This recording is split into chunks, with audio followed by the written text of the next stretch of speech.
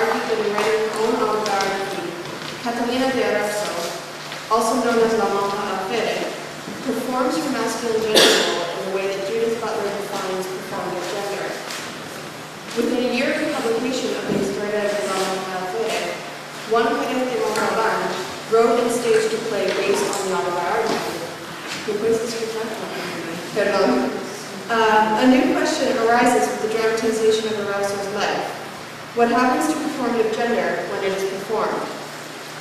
Montalbán exploits the popularity not only of Arauzo herself, but also that of the mujer varonil, a character that appears frequently as a catalyst in Golden Age theater.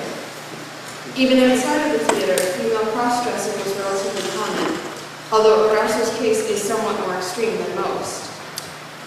In most cases of transvestism, women dressed as men, and they did so for economical, effective, or patriotic reasons.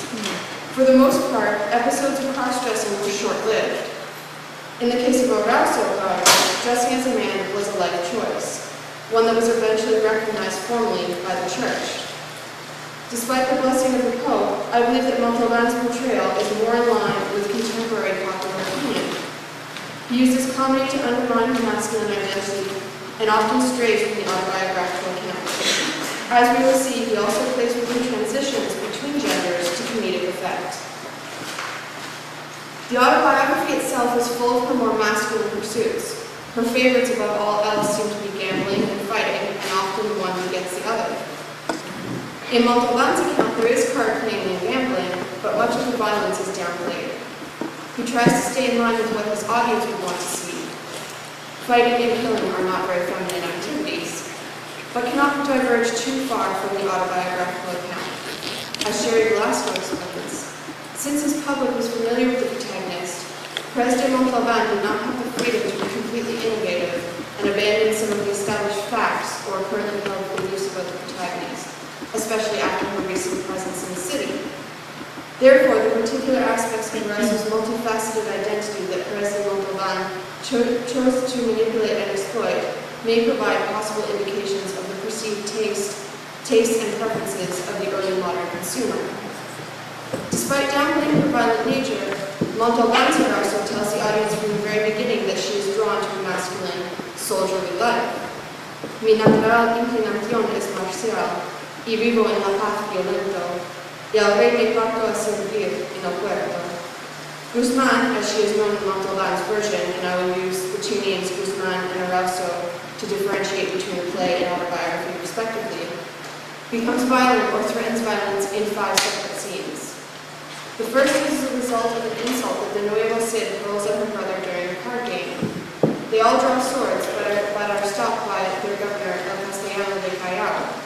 Miguel, Guzmán's real brother, explains the situation to Miguel Castellano in secret, while Guzmán tells the audience that an insult to her brother is more than she can stand.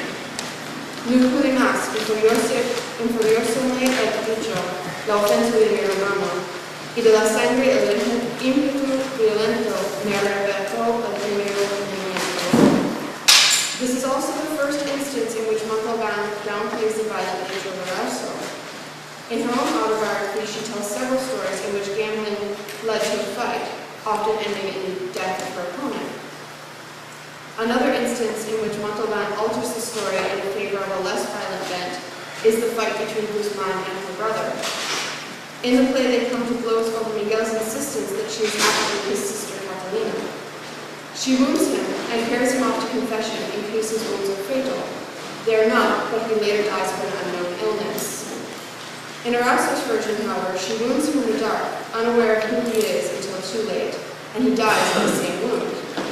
He does not, however, have any suspicions of her true identity.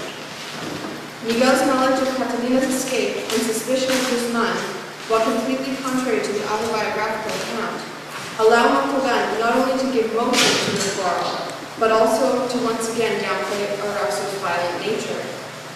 In the autobiography, she assists another alférez in a duel, in which her brother is, unknown to her at the time, on the other side. They fight in the dark, and she wounds him mortally. It is only after he cries out that she recognizes his voice, asks him who he is, and runs to get a priest to take his last confession.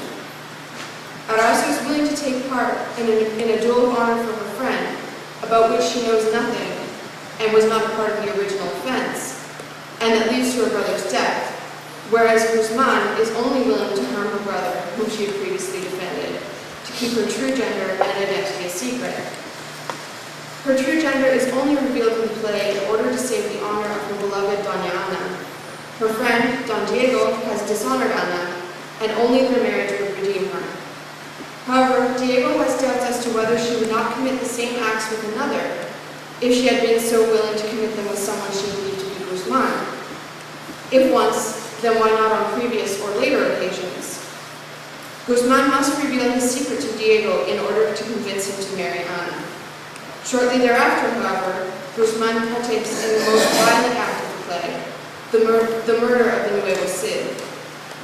Guzman is sentenced to death, and Diego decides to reveal her secret, despite having sworn that he never would, in order to have her life spared.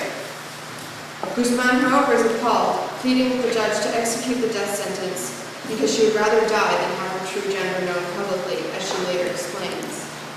Si de mis padres y hermanos troqué la amada presencia por el indómito arauco, si recibí 1000 heridas, y si de Miguel Erazo mi mismo hermano vertió la sangre mi arada mano, si lo último suplico, viendo ya el lugar infausto, me dejaba dar la muerte en un infame teatro, todo por no publicar que soy mujer. ¿No es en vano querer que me vista ahora de lo que aborrezco tanto?